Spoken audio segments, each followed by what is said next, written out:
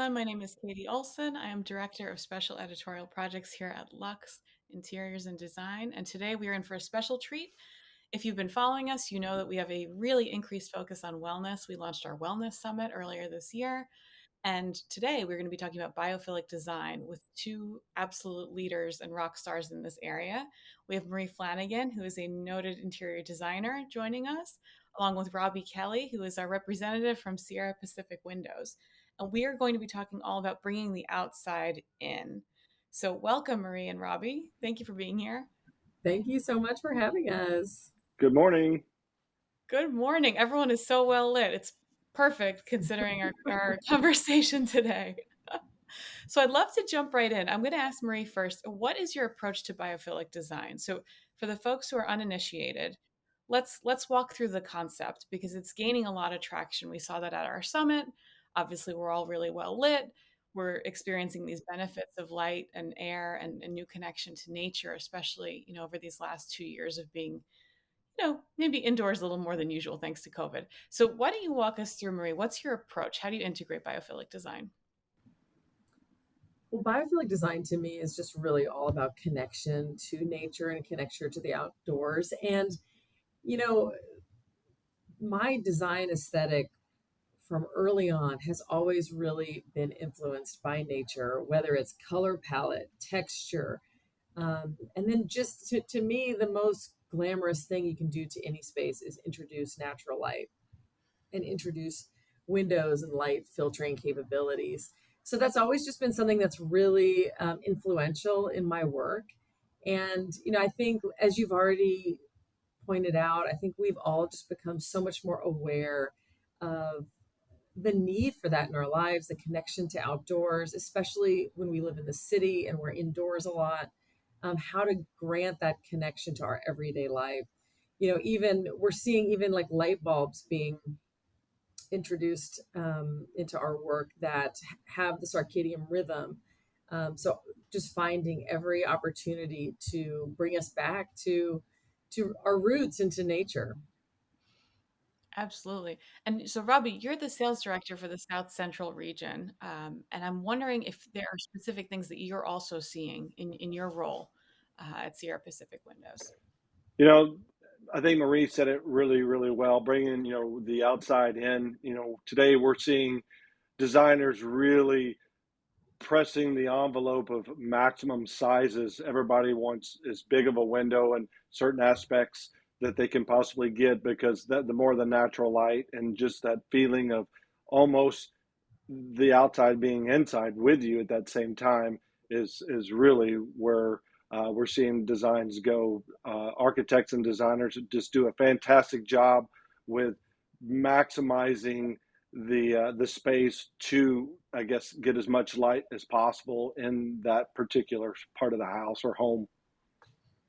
Absolutely. And speaking of particular parts of the house or the home, Marie, I know that you used in your Houston house um, some of the windows that we're discussing today. So we're going to see some beautiful kind of mouth-watering images as you're walking us through.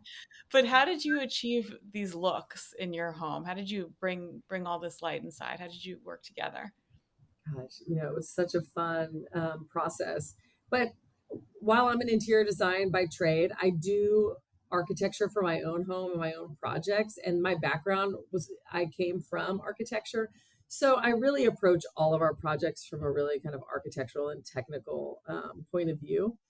So when I was doing the design for my own home, I knew that windows were going to play a large role. And um, I really kind of started the process with the exterior envelope, and I wanted to kind of create moments of impact. And you'll see from some of the photography, I created this study that was all like, I just basically wanted it to be this glass box that had a really interesting shape.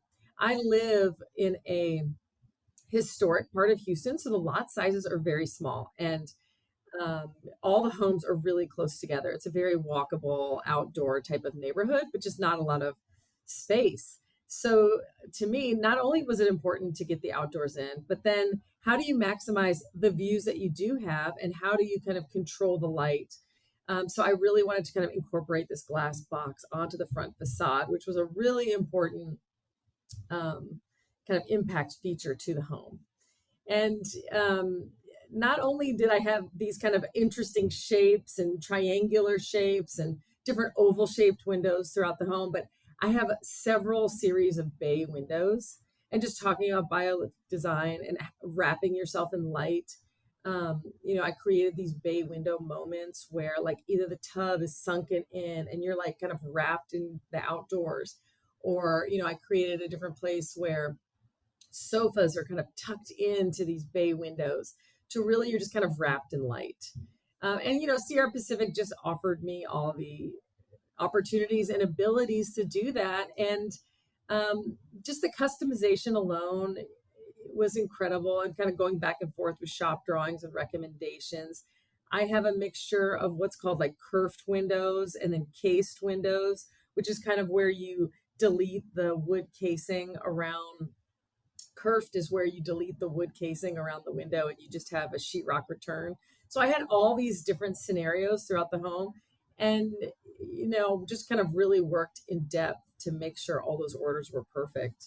I also, to get more connection to the outdoors, because I kind of had like a historic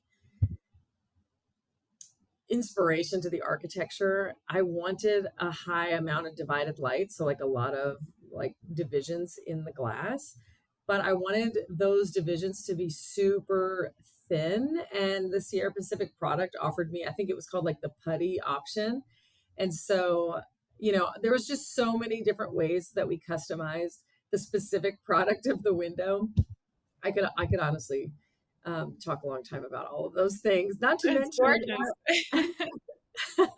not to mention, in all of our projects, I would say we are using a majority of aluminum clad windows with a wood interior. And then just from an interior design perspective, we have such a different approach on every different room, every different space, and what that space is supposed to do for the clients. And so just to having the wood interior, I could go on for days just about what we do with that, whether it's staining it, painting the jamb, but staining the mullions. So having that breadth of possibilities in our design work is so important. Not to mention, when I was picking the aluminum clad exterior, I was probably giving a stack of colors like this tall. And then just the amount of options we had available, just made it a really fun process. Yeah, that customization is really key. Is that something you're seeing, Robbie, with your, other designer clients as well? Everyone's looking for as much customization as possible as they're, again, looking to make even more light in their spaces. Absolutely. And I think what Marie's done here is really a testament to someone who did their homework, because when we're talking about these types of homes, custom homes, it's really important that a fenestration, expert of sorts, sits down with the homeowner and the architect to discuss what their vision is for the home, what is the look they're going for, and doing all that work that Marie did on the front end really makes it much easier for us as a window manufacturer to hopefully meet or exceed those expectations. Marie did a fantastic job that she mentioned, using different shapes and sizes of windows. But what I really thought was the speaking point to her home is the divided light options that she's created in her space, and utilizing that thin putty profile. Those are historic attributes of windows past, and it really brought her architecture to this modern day look, but still keeping those old world, I guess, exterior appearances. And then the last thing is that we're in this whole modern, I guess, design industry right now. Everybody wants this look of modern and thin lines and really sleek profiles. But what I really think is amazing is when you can utilize wood to enhance that modern architecture. Wood and modern go together quite well if done right. So yes, to answer your questions, just it's important to really do the homework and have someone there to help answer questions, because it'll save you a lot of headache and potentially cost advantages as well on the front end. No, it's a great point. And speaking of homework, or maybe better put, working from home, we have to talk about Marie's office space, her home office space. It's been called epic and memorable. So we're going to see some gorgeous photos of it here.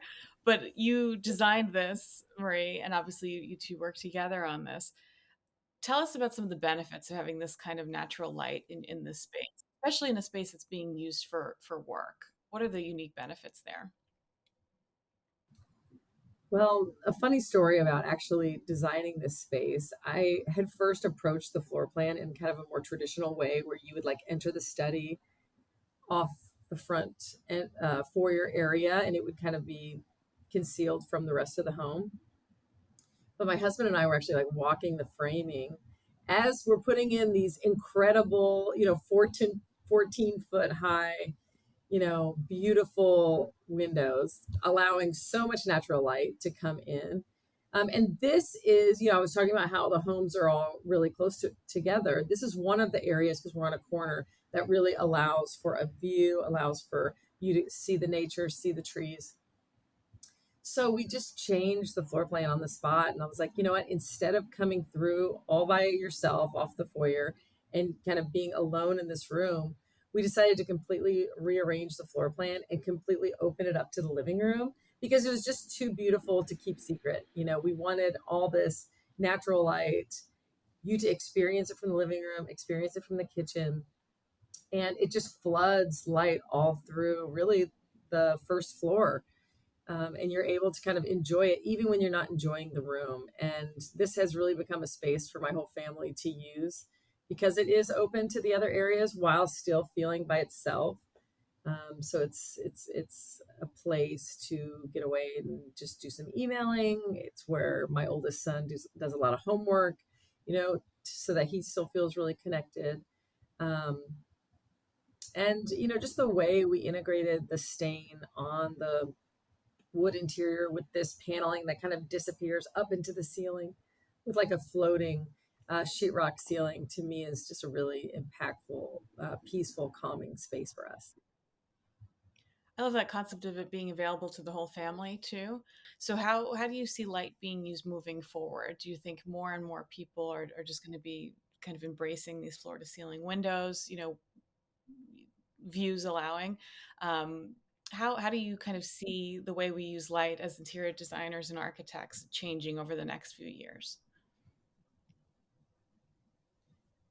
I mean, I think nobody would argue with just the healing properties of sunlight and natural light. I mean, I think there's plenty of studies that prove, even when you're in the hospital, like to be able to be by a window and to have natural light can have true healing qualities.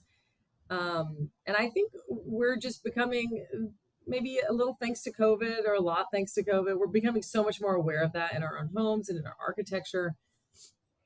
And I also probably wouldn't call it a trend, but one movement we're seeing really strong, I think it's more because it's becoming more accessible to everyone, is like motorized light control. So I was really thankful that, we incorporated so many windows into this house, because to me, that was really the design impact, that was the jewelry I wanted to give to this home.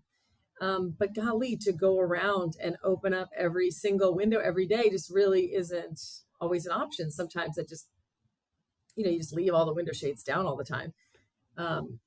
So I think that is one movement we're seeing. And it is almost always one of the first conversations we have with every project is, how are we going to do light control? Because we need to plan that out from the beginning. And now there's options really for any budget. I love to hardwire in some motorized shades, but if that isn't an option, there's battery operated. You can choose specific rooms where, hey, we're going to do a lot of windows here. I want to create light control options. I think that's a big trend we're seeing, and then just going back to the biophilic properties that we give to each room. It was really important to me to allow operable windows in each space. And, I learned a lot also about going through this process that, the interior designer isn't always the one dealing with the window order in such detail. But, just to have the opportunity to have some operable windows and some not, and have the look be exactly the same, from a profile standpoint, was really important. And I definitely was given all of those opportunities because, it's not just about natural light, it's about sight, it's about sound, and to be able to kind of open a window and hear the sounds of nature or hear kind of sounds from outside, I think can be really transformative as well. On the opposite side of the house, that has like on the kitchen side, we were able to do this like really beautiful large scale window. But there's another house, you know 8 feet away. So we're looking at this gorgeous blue siding. But we were able to come up with solutions for that because I did want this huge picture window, even though there's a house 8 feet away. So we planted these Japanese yews to grow up and almost be like this green screen, and also planted different plants that attract butterflies and birds to, even though it's kind of like making something good out of something bad. Like, look, we've got this like 8 foot alley, let's turn into like a butterfly garden and have all this wildlife come and experience that from the kitchen. And it's something beautiful that I think a lot of people would have just walled it off and said, we don't want to look at the other house. That's genius. That's such a smart hack, a design hack. Robbie, are you seeing any? Again, I hesitate to call them trends, but are you seeing any other similar movements among the folks that you're working with right now? Any tendencies towards certain designs? It's we are, and it's. I think a lot of it has to do with the advancements of the glazing technologies that have I guess presented themselves over the last 5 to 10 years. Glass is an important component in a window, and making sure, depending on where you are in the country, because if you're in the north, your main priority is to keep the heat in the house. Well, where I'm in the south, I need to keep the heat out and I want to keep the cool in. And so understanding the different glass options are out there. And Marie talked about home automation, with windows, being able to incorporate all that to make the house, I guess, a more functional.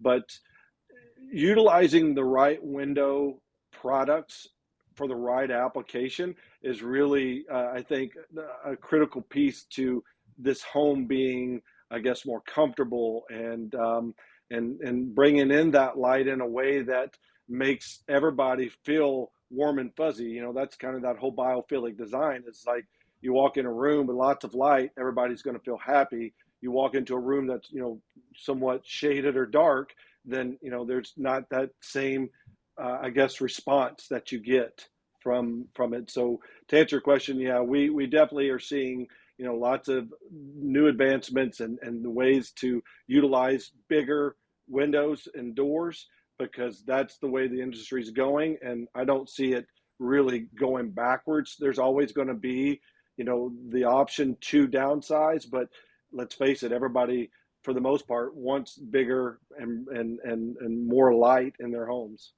And Robbie, you made such a great point about light control, UV control, because something that we're hearing so often is that clients are more educated about light control, and they're looking to protect their investment of gorgeous wood floors, incredible upholstery, beautiful rugs.